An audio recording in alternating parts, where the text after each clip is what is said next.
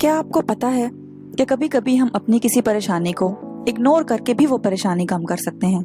मसलन हम अक्सर सोचते हैं कि मैं किसी काबिल नहीं, या मुझे फलां चीज का बहुत खौफ है, मुझे कोई जॉब या मेरी मर्जी की जॉब मिलेगी क्या, मेरा काम कभी खत्म नहीं हो पाएगा। जरा गौर करें और सोचें कि इन सब सोचों के अंदर कौन सी बात कॉमन है। आपने सोचा होगा कि शायद मनफी सोच की बात हो रही है, लेकिन एक और बात पर गौर किया जा सकता है और वो है हमारी अपनी जात पर बहुत ज्यादा तवज्जो देना।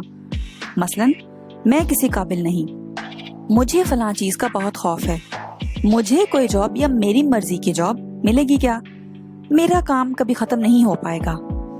विक्टर फ्रैंकल एक साइकेट्रिस्ट थे जिन्होंने इस तरीके की सोचों के लिए हाइपर रिफ्लेक्शन का लफ्ज इस्तेमाल किया था, और जब हम अपना तमाम फोकस एक मसले को हल करने में लगा दें, उसको उन्होंने हाइपर इंटेंशन का नाम दिया था।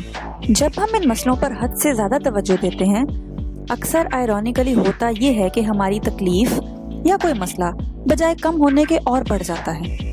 लोगोथेरेपी, जिसका थोड़ा सा तारुफ मैं अपनी पहली वीडियो में भी दे चुकी हूँ, इस मसले से डील करने के लिए एक तरीका बताता है जिसको डी रिफ्लेक्शन कहा जाता है।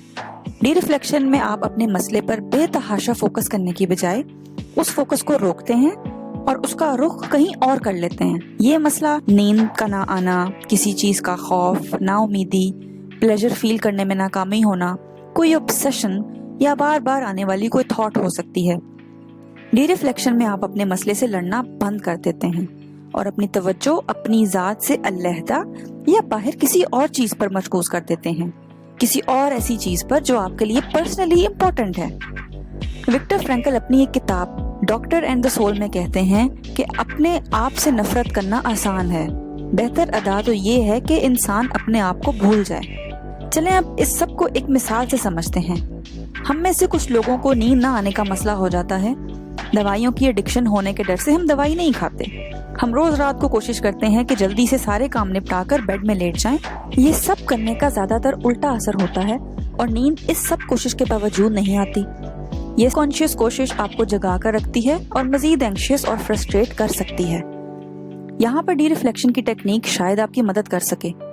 आप अपना फोकस जल्दी जल्दी सोने और नींद के घंटे गिनने जैसी डिटेल्स पर लगाने की बजाय, या इसका प्रेशर लेने की बजाय किसी और मीनिंगफुल एक्टिविटी पर लगा कर देखें।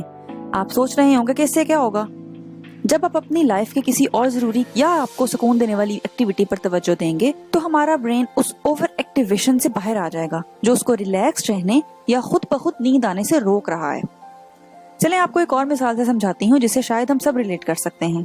जब हम कोई बोरिंग या अनइंटरेस्टिंग सी चीज पढ़ते हैं, कोर्स की किताब हो सकती है, कोई रिसर्च आर्टिकल या कुछ और, हम अक्सर शुरू में पेज गिन लेते हैं और पढ़ने के साथ साथ पेज गिनते रहते हैं कि कितने रह गए। हम अक्सर जल्दी थक जाते हैं क्योंकि हमारी तवज्जो पेज खत्म करने पर है, ना कि उसके कंटेंट पर। आप बहुत मोटिवेट करते हैं खुद को, चाय कॉफी साथ रखते हैं, लेकिन ये सब करना भी कभी कभी मदद नहीं देता। अब आप वो वक्त याद करें जब आपने कोई ऐसी चीज पढ़नी शुरू की जो आपके इंटरेस्ट की थी। आप उसको पढ़ने में इतने मगन हो गए कि पता ही नहीं चला कि कितने पेजेस गुजर चुके हैं और कितने बाकी हैं। इस वक्त आपका टारगेट पेजेस खत्म करना नहीं बल्कि कंटेंट को एंजॉय करना था। इस केस में आपकी टेंशन एक पर्सनल टारगेट की बजाय उस कंटेंट की तरफ ट्रांसफर हो गई है। इसी तरह मैं आपको अपने एक क्लाइंट की मिसाल देती हूँ। उनको 5 बजे अंधेरा होने से पहले माइल्ड एंग्जाइटी और खौफ की कैफियत तारी हो जाती थी और वो जल्दी से घर आ जाते थे। उनको डी रिफ्लेक्शन और एंग्जाइटी की साइको एजुकेशन देने के बाद कुछ सजेशंस दी, जैसे कि सबसे पहले इन सिम्टम्स को इग्नोर करने की कोशिश करें, इनको अपने ऊपर हावी मत करें, सारा दिन इनकी एंटिसिपेशन की वजह से डरना छोड़ दें, थोड़ा लेट घर आएं और अंधेरे का वक्त बाहर किसी करीबी ढाबे पर या सोशल सर्कल में गुजारें। आहिस्ता आहिस्ता इस टाइम को बढ़ा दें। घर आकर फोन पर किसी अजीज से बात करें, घर आकर अपने बच्चों के साथ खेलें और इस तरह अपनी जात से बाहर वक्त गुजारें। क्लाइंट को सिर्फ 2 से 3 सेशंस के बाद बेहतरी महसूस होना शुरू हो गई थी और उनको मजीद काउंसलिंग की जरूरत नहीं पड़ी। इस केस में मैंने लोगोथेरेपी की एक और टेक्निक भी इस्तेमाल की थी जिसको पैराडॉक्सिकल इंटेंशन कहा जाता है। उस पर हम तफसील से एक और वीडियो में बात करेंगे। क्या आपको कुछ ना कुछ समझ आई कि डी रिफ्लेक्शन का क्या मतलब है और किस तरह इस टेक्निक को हम रोजमर्रा की जिंदगी में इस्तेमाल कर सकते हैं, या शायद पहले से ही कर रहे हैं। मुझे उम्मीद है कि आप में से बहुत या कम से कम कुछ लोगों को इस वीडियो को देखने का फायदा होगा। अपना ख्याल रखें। शुक्रिया।